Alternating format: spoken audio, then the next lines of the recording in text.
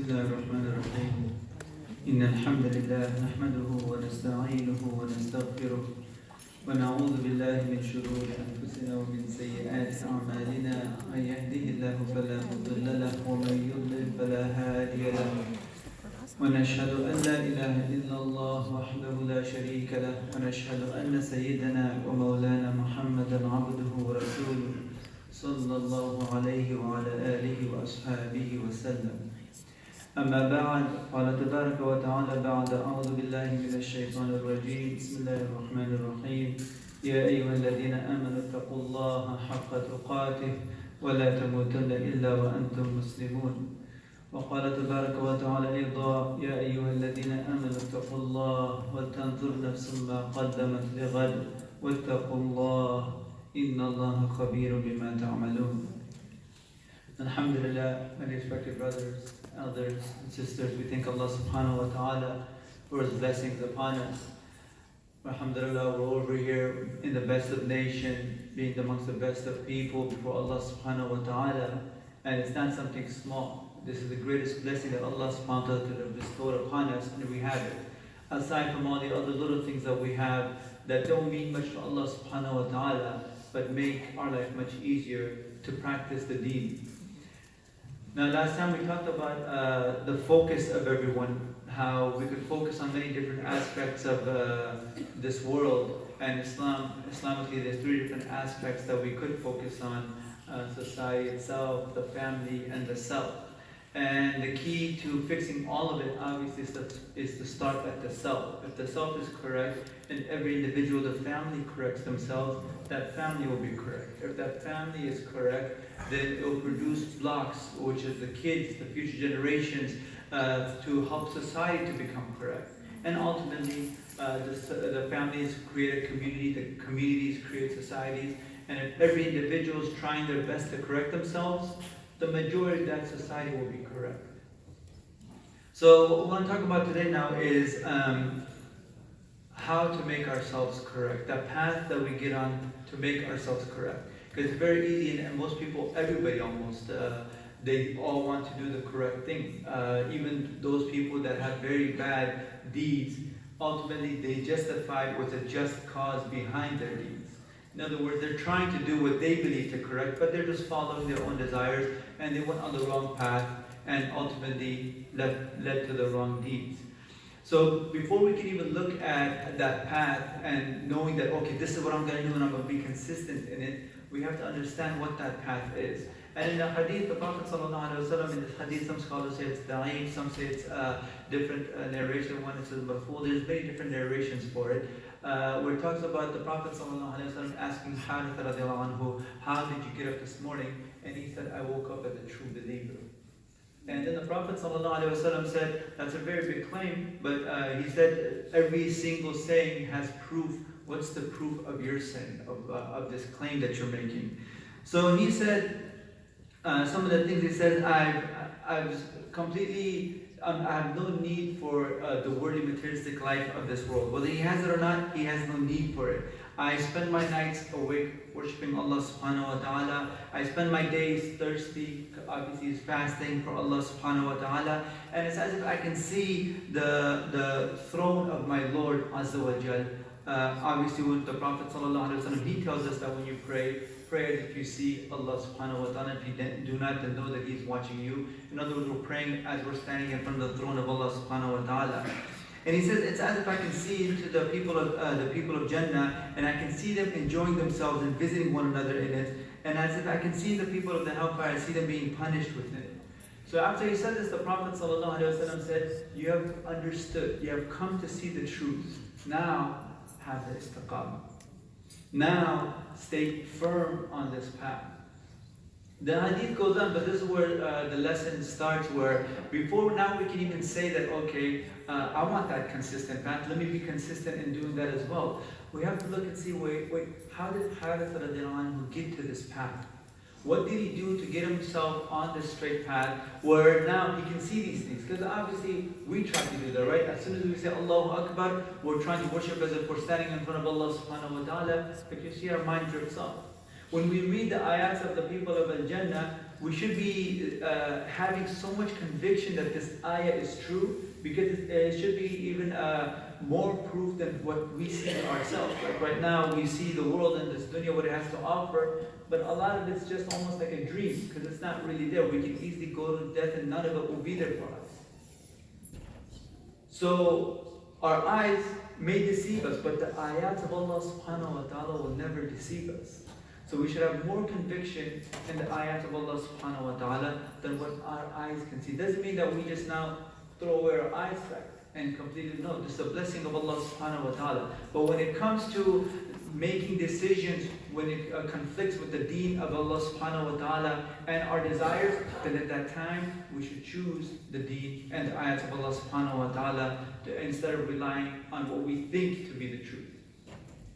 So all these things we want, but Harith Radhan didn't just take an easy path to just go there. There's a specific path where it's even mentioned in different ways in the Quran that shows us this path. And it's similar to the same way that shaitan takes us away from the path. The equation is the same thing. If somebody wants to go away from the path and start going astray, they don't jump from being righteous to just being the complete opposite. They slowly go down that path. And they slowly go further away. Even the person in the time of the Prophet ﷺ who became a munafiq, who became a hypocrite after telling the Prophet ﷺ that make dua for me, that Allah subhanahu wa ta'ala makes me rich. And this person was so poor that he only had one pair of clothes that he can use with his wife. He would go pray salah in the masjid, then he would quickly run home, give his clothes to his wife so that she can pray with dressed. And this person came to the Prophet ﷺ and said, make dua that I become rich. And after insisting 3 times, all the time the Prophet ﷺ told him, please just be consistent, be happy and content with what you have. He kept asking for it. The Prophet ﷺ made dua for him. And he became rich, so rich that he slowly went further and further away from the masjid. And as he went further and further, he prayed less and less at the masjid, to the point where it was just a Jummah. And to the point that even he left that. And obviously, when it came time to give zakat for all what he has been blessed, he said he denied giving zakat. And Allah subhanahu wa ta'ala said, those people that claim that, if I was rich, I would do this, I would do this. And when Allah subhanahu wa ta'ala blesses them with the blessing and gives them the ni'mah, they go against their word. So Allah subhanahu wa ta'ala says, in their hearts is nothing but hypocrisy will come to grow. And that's what happened to that person. So we can take that same path, and Allah subhanahu wa ta'ala sort of describes this path in a story of, at the end of the second juz of the Quran, where it talks about David and Goliath, Talut and Jalut. Allah subhanahu wa ta'ala talks about a group of people of Bani Israel. And they say to them, they go up to the Prophet, this is after Musa alayhi salam. I believe the Prophet at the time was Yusha alayhi salam, who was the servant of Musa alayhi salam. So when they went up to him, they said, we want Allah to send us a king. We want someone that rules over us, and pretty much instead of being, whether they were at the desert at that time, walking around aimlessly for so many years, or and then before that there was Fir'aun, he was oppressing them. They want their own just king. Now, this is the first thing that we have to be careful about. When we ask for something, we have to understand there's a path that leads to that destination. We can't just ask for something and say, okay, now I'm just going to wait for it to happen. Even when it's a dua. If I say, Ya Allah, I want to be strong. I want to be strong. I want to do this. I want to be able to lift this much weight. I want to have this much body. And I just sit and wait for that to happen until I get on that path and walk it, to actually go and work out and get stronger. I will not achieve that. I will not reach my destination. And this is for the majority of the general cases. There are miracles that happen throughout time, but we can't expect every single person to have a miraculous life. The sunnah of Allah subhanahu wa ta'ala is a certain path, and that sunnah does not change. The only time Allah subhanahu wa ta'ala goes against that is to show a miracle by the hands of His Prophet alayhi salam, to show that He's not restricted to this sunnah. He just simply made this the law of this world. So they asked for this path, and their prophet said to him, are you sure? Do you know what you're asking for? Maybe something's going to happen, a condition will come that say, okay, if you want that, you have to take this path. And a lot of you may not take that path. So their response is, How are we not going to take that path when we've been kicked out of our land? Our children have been kicked out of our land. We've been oppressed for so long. And this is one thing we have to be careful about. We cannot choose our path due to emotions, how we feel. I feel angry, I feel happy, I feel this. When we go with our emotions, we have to understand as human beings, we are instilled with both dualities, both types of emotions. If we're happy, there are times we're going to be sad. If we're really energetic one time, there are times where we're going to be lazy. So if we go off emotions, our deeds would just be as haphazard as our emotions are. Just as they go up and down, as our emotions go up and down, our deeds will be the same thing. When we do it correctly and walk on a straight path with faith, then regardless of what we feel during our emotions, regardless of what we feel during the situations that we're in, we're always going to be able to climb and get better and better every day. Our life never comes to a pause. And that's why there's so many different sunnahs in regards, like for example, times of sadness, where the Prophet ﷺ said you can only mourn over the dead for 3 days. Because yes, you're human, something like that will impact your life, but you shouldn't let it completely stop your life. You have to get up and keep going.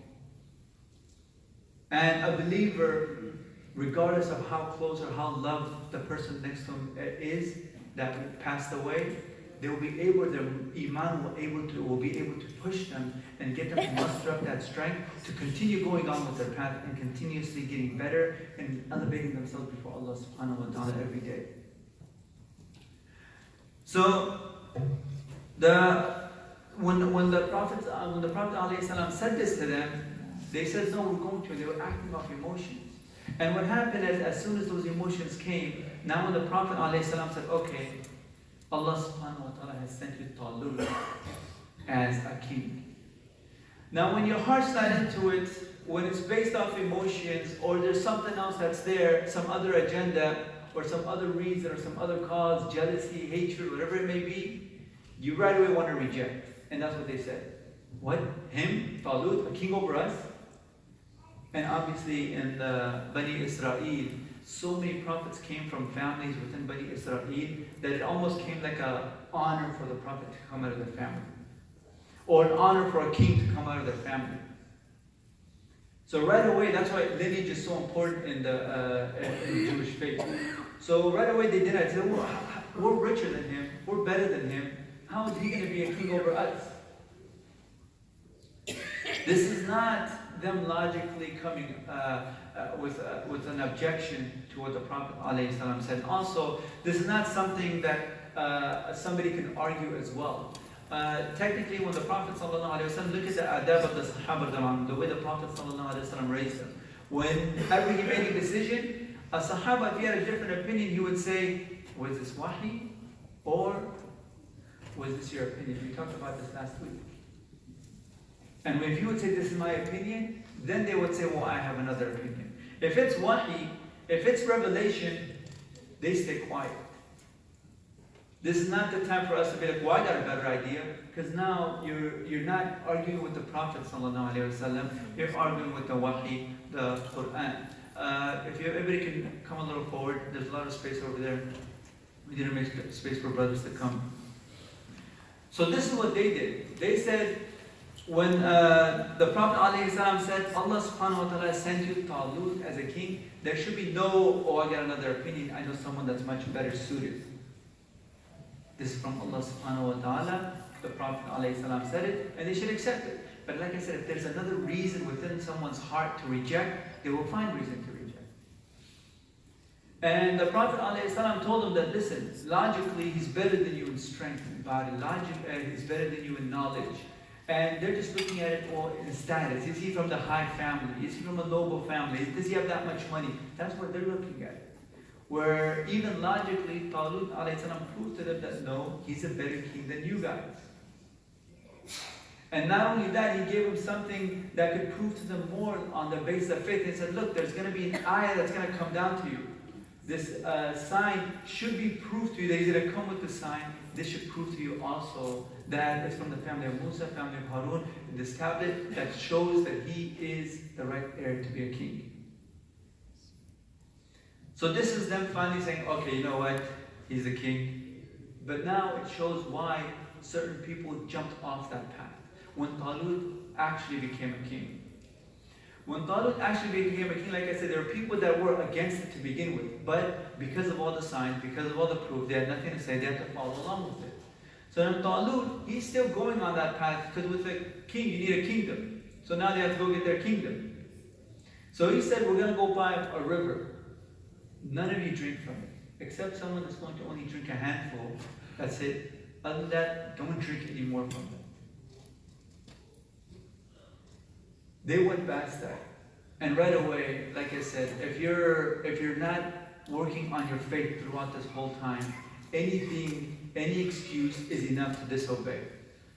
I mean, this is not something small. They're not going to an interview. They're going to the midst of a battlefield, and there's river here, and they're like, you know what? We may not drink any more water after this. I may get there, I may be thirsty. Whatever way you want, you can justify. Not looking at the command, you just justify the reason for your disobedience. And that's what they did. Majority of them, in some opinions even like 70,000 of them, stayed at the river, said, no, we're going to drink from it. And they drank to such an extent that they couldn't go on after.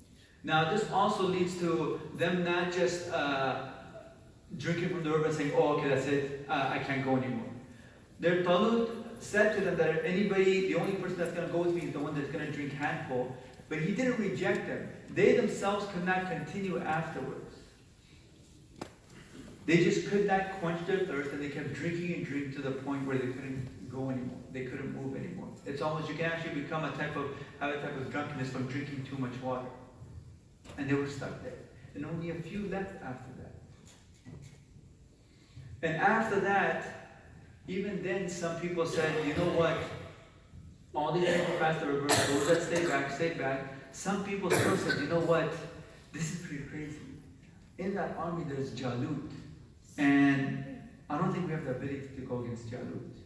He was a known warrior, a known giant compared to everybody else. And even amongst them, some people started to go away and said, you know what? I don't think this is just suicide. And they justified a reason to stay away from it as well. There's a few that said, listen, there are many armies that defeated much larger armies with the help of Allah subhanahu wa ta'ala, because they were patient. And even then, when they went across, those people that still are there, they're in front of Jalut, they were still there to say, Ya Allah, please make our firm feet. We don't want to run away. Keep our hearts strong and help us. And then Allah subhanahu wa ta'ala gave those guys victory. Now this is looking at a story from a battlefield of Bani Israel a long time ago. We have to bring it down to our level, to today's society, so we can sort of understand. That victory is obviously for them to gain their kingdom, but for us it can be whatever destination we want. We can have small victories to have small goals, and we can have large victories, which is larger goals that take much longer to fulfill. If, for example, starting at the very minimum, I need to pray 5 times a day. That's my goal. If I'm not praying 5 times a day on time, then let's make that our goal. And then going back to see how the people failed. How the people failed and trying to avoid those situations. The first thing that they did is started making claims. This is something we want to avoid anytime we want to bring a certain type of amal into our life. They say, how are we going to run away when we've been kicked out and our kids have been kicked out? We'll never run away. This is when we decide to do something righteous, it should be between us and Allah subhanahu wa ta'ala. Ya Allah, my goal from now on, please give me the divine aid. I want to pray 5 times a day, on time, every day for the rest of my life. This is my goal. Ya Allah, you're the only one that can help me. This is between me and you. I'm taking this upon myself. This has so many benefits when we keep our amal hidden, our goals hidden. One, we never lose face in front of the people. Because if we lose face in front of Allah subhanahu wa ta'ala, one, Allah subhanahu wa ta'ala is the most merciful. I mean, even now we're still alive, even though we've fallen short so many times. We haven't been punished yet. Allah subhanahu wa ta'ala still gives us more time. So with a simple astaghfirullah, we regain face before Allah subhanahu wa ta'ala. That's as simple as that. With society, with the people around us, we lose face in front of them, it's very hard to gain that confidence back from them, to gain that support back from them. Look, the person said he was going to do it, he couldn't even do that. I saw him. Look, this person made this claim, and he just goes, and it turns to rumors, and it turns to slander, and everyone just messes with us, and then we say, you know what, I'm trying, I tried my best, and these guys won't let me, I'm never going to the masjid again, I'm never talking to that person again, I'm never doing this again, I'm going to do this, I'm going to do that, and then we get further and further, and the Prophet ﷺ says, beware being that sheep that goes away from the herd, because that wolf can grab it very easily, the wolf being shaitan. And it's not that those brothers around us or sisters around us are bad, but this is shaitan whispering into everyone's ears to make us that lone sheep for him to get. But if we keep it between us and Allah subhanahu wa ta'ala, it's sometimes very hard, because sometimes you just want to let it know, I've been doing it for a week. I want to let someone know. You got to post it. You got to say something. But just keep it between you and Allah. That's it. You'll never lose faith. 20 years from now, you can miss Fajr. Maybe you're on a camping trip and you miss Fajr, and everybody will get at you. But if you keep it to yourself, those tears will come out, but only for Allah subhanahu wa ta'ala. No one else will see it. The Sahaba, the only reason we know of their amal, of their secret amal, is because the Prophet ﷺ gave glad tidings to some individual, and other Sahabas went to find out why he got a glad tidings. It's because Abu Bakr who passed away, and then a whole bunch of people around the community said, hey, how come I'm not receiving help anymore? I was receiving help, all of a sudden I stopped receiving help. Whether it was a blind person, a poor person, a whole bunch of people came out saying, where's my help? I was receiving so much help. Not realizing that Abu Bakr just passed away, and he was their help. There's a lot of wisdom in having that private life, but a lot of times what we do is shaitan, he tricks us, he makes the private life the disobedient life. And our public life becomes this way to sort of justify and say, you know what, I'm not that bad of a guy. So we got to tell people why I'm doing this. Hey, look, you guys, my new goal, I want to do this. And we make New Year's resolution in front of everyone, but in our private, we're not really trying. We need to flip those two. And not the disobedience part, not to become an open facet and disobey in front of Allah, but trying to make our private life that obedient life, then now only beautify our public life even further. How hard is it sometimes to keep ourselves to have a certain character in front of certain people, certain individuals? But if that character becomes a private, normal character, then publicly it's very easy.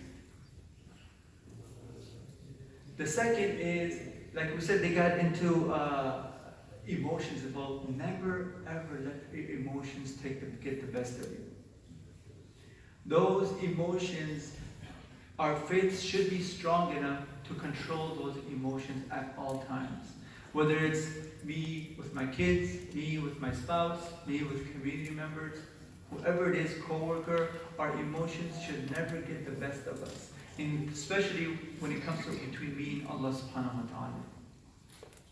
And if we want to have that patience, the Prophet ﷺ says that patience is in that first instant. Not when something happens and then we curse Allah subhanahu wa ta'ala, we curse time, or we just curse random curse words and say, oh, you know what? Astaghfirullah, shouldn't be like that. Yes, we can do that in the beginning when we're trying to change, but that should not be our goal. Our goal is that subhanallah should come out, alhamdulillah should come out, astaghfirullah should come out, instead of words that are obscene. Now, when it comes to actually getting on that path, those are to set the conditions before we get on that path. When we make those goals and we start to strive on it, start with little steps. As simple and as minute as those steps may sound or look, they're very important. What's one handful of water for that army? That somebody said, you know what, I'll drink just one more. And that was the cause of their destruction. That was the cause of them losing their dunya and their akhirah, just because they said, you know what, one more handful isn't going to hurt. I know you said one handful, but I'll just take one more. Give it that value. Give whatever your goal is, every step that value. How many times, I mean, I'm sure everybody's falling into this, I'm falling into it. We're using health as an example where we say, you know what, I'm going to do this, whether it's getting good at basketball, getting good at my physique, good soccer, whatever it is. We go on it. We go 1 week, 2 weeks, 3 weeks, and then at one time we break our regular schedule. And then we trip and fall and we lose it completely. We have to start all over again. Days, weeks, months even pass by until we go back to our normal schedule that allows us to fulfill our goal. So look at that much I'm saying, every time, if we make a goal, let's again keep it with salat and say, you know, Fajr is at 5:30, let's say we're just praying it at home. And I set my alarm at 5:15. Make your goal. Are you going to wake up at 5:15 or are you going to hit the snooze 10 times and wake up at 6? If you say 5:15, wake up at 5:15, then it'll come one time, 2-3 weeks, 2-3 months later, where you're just extra tired and that 5:15 doesn't seem that nice to wake up at. Wake up at 5:15 at that time. That's the time that's going to establish your consistency in that amal. If you let it go, the next day will be easier to let go, it will be easier to let go, and then you're going to fall off again, and then you have to redo that goal and start over. And finally, the last thing that I'm going to say, just for the sake of time, is even after we've achieved everything. I mean, if you look at this group, they passed the first test. They actually accepted the key. They went past the test. They're standing in front of Jalut. The goal is right there. They can see the finish line. They don't stop making dua. It is only Allah subhanahu wa ta'ala that can allow us to get to the finish line and finish that goal. So we have to constantly be in dua. From the beginning, say, oh Allah, help me. I'm getting on this path. This is my goal. Help me on this path. Give me tawfiq, that divine aid. And throughout the whole time while we're in it, constantly make dua that, oh Allah, only through you am I going to reach that goal. We do this in one aspect of our life, in salat, then we do it in Quran, then we do it in our akhlaq. And we can all do this simultaneously. We don't have to do it all at once that it overburden us, but we start doing it and it starts to just come and be a part of our life. As we do that throughout our life, then we start achieving that goal. Then we can say, I woke up as a true believer. This doesn't mean that we won't have any faults. We will, but we're on a path now. So we ask Allah subhanahu wa ta'ala to make it easy for all of us. We ask Allah subhanahu wa ta'ala to forgive us for all of our shortcomings. May Allah subhanahu wa ta'ala make it easy for all of us. أقول قولي هذا وأستغفر الله لي ولكم ولسائر المسلمين فاستغفروه إنه هو الغفور الرحيم.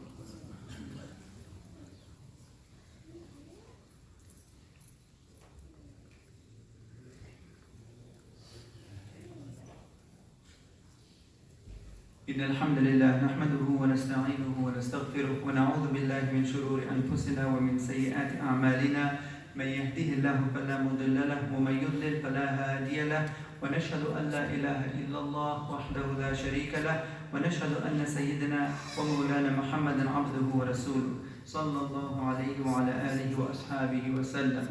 أما بعد قال تبارك وتعالى بعد أعوذ بالله من الشيطان الرجيم بسم الله الرحمن الرحيم إن الله وملائكته يصلون على النبي يا أيها الذين آمنوا صلوا عليه وسلموا تسليما اللهم صل على محمد وعلى آل محمد كما صليت على إبراهيم وعلى آل إبراهيم إنك حميد مجيد وبارك على محمد وعلى آل محمد كما باركت على إبراهيم وعلى آل إبراهيم إنك حميد مجيد اللهم اغفر للمؤمنين والمؤمنات والمسلمين والمسلمات الأحياء منهم والأموات برحمتك يا أرحم الراحمين اللهم اغفر للمؤمنين والمؤمنات والمسلمين والمسلمات الأحياء منهم والأموات برحمتك يا أرحم الراحمين اللهم اشرح صدورنا للإسلام اللهم حبب إلينا الإيمان وزينه في قلوبنا وكره إلينا الكفر والفسوق والعصيان اللهم اجعلنا من الراشدين اللهم اجعلنا من الراشدين اللهم اغفر موتانا وموتى المسلمين اللهم اغفر موتانا وموتى المسلمين اللهم اغفر عمر قادر يا رحمن يا رحيم اللهم اغفر أخانا أشرف أحمد خان يا ذا الجلال والإكرام يا حي يا قيوم اللهم اغفر لهما ذنوبهما وكفر عنهما سيئاتهما وادخلهما الجنة الفردوس برحمتك يا أرحم الراحمين اللهم ارحمهما في القبر وارحمهما يوم الحشر وادخلهما الجنة بالسلام يا رحمن يا رحيم سبحان ربك رب العزة عما يصفون وسلام على المرسلين والحمد لله رب العالمين أقيموا الصلاة.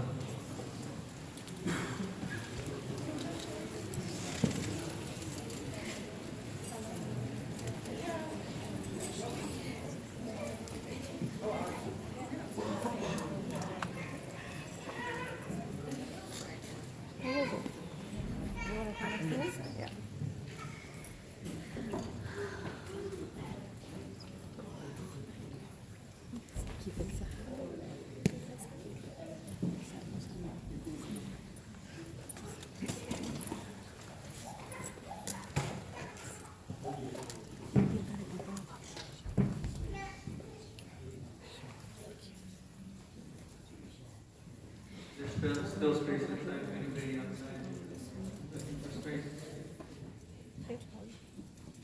Allahu Akbar, Allahu Akbar, Allahu Akbar, Allahu Akbar. Ashhadu an la ilaha illallah, ashhadu an la ilaha illallah, ashhadu anna Muhammadan Rasulullah, ashhadu anna Muhammadan Rasulullah. Hayya ala salah, hayya ala salah, hayya ala salah, hayya ala salah. Salam, salam, salam, salam, Allahu Akbar, Allahu Akbar. La ilaha illallah. Straighten the rows and fill in the gaps. Also, could you please put all the cell phones on silent?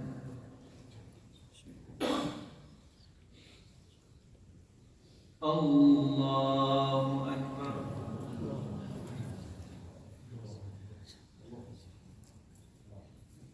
Alhamdulillahi Rabbil Alameen. Ar-Rahmanir Rahim. Maliki Yawmiddin. Iyyaka na'budu wa iyyaka nasta'in. اهدنا الصراط المستقيم صراط الذين أنعمت عليهم غير المغضوب عليهم ولا الضالين.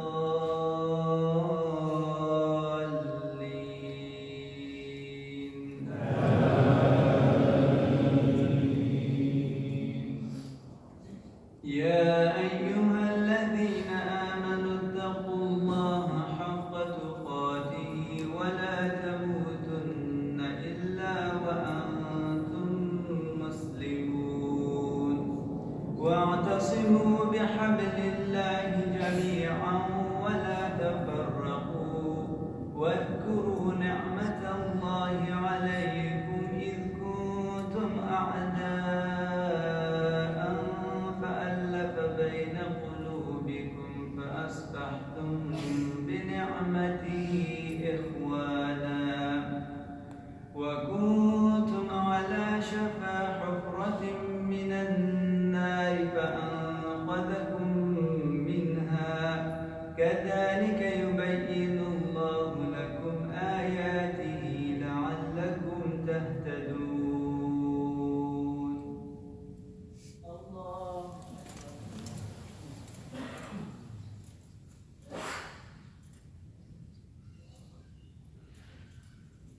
سمع الله لمن حمده.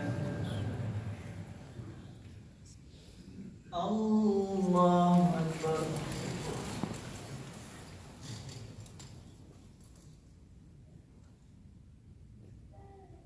الله أكبر.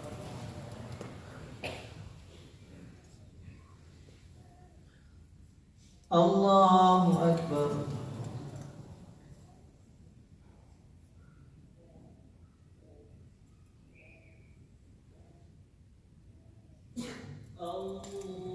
الله أكبر.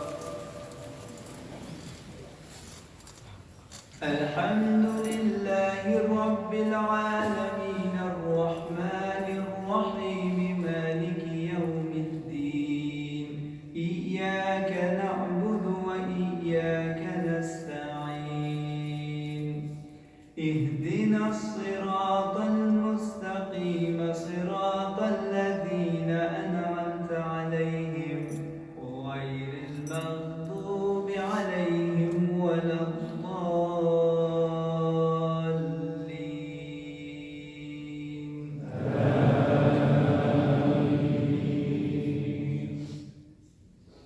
والتين والزيتون وطور سينين وهذا البلد الأمين. لقد خلقنا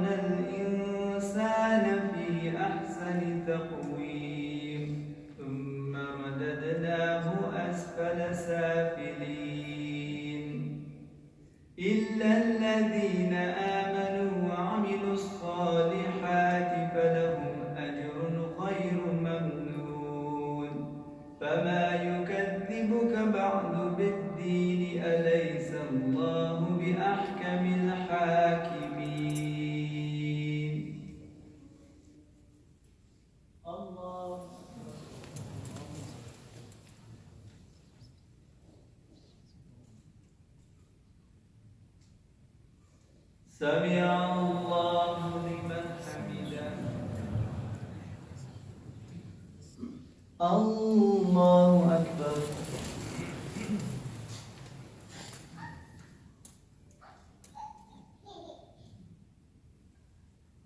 الله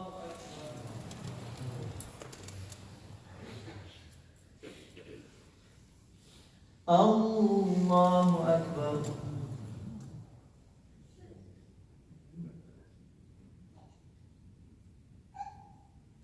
الله أكبر.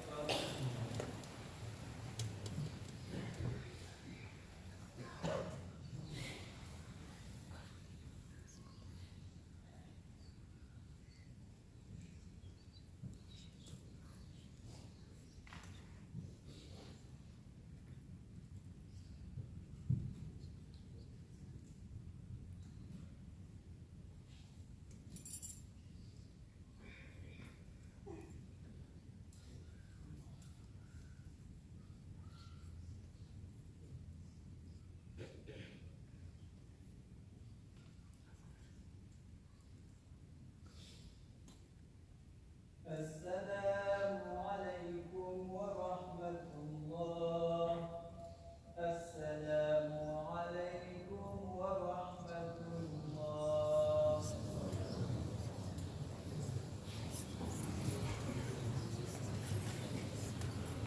السلام عليكم ورحمة الله.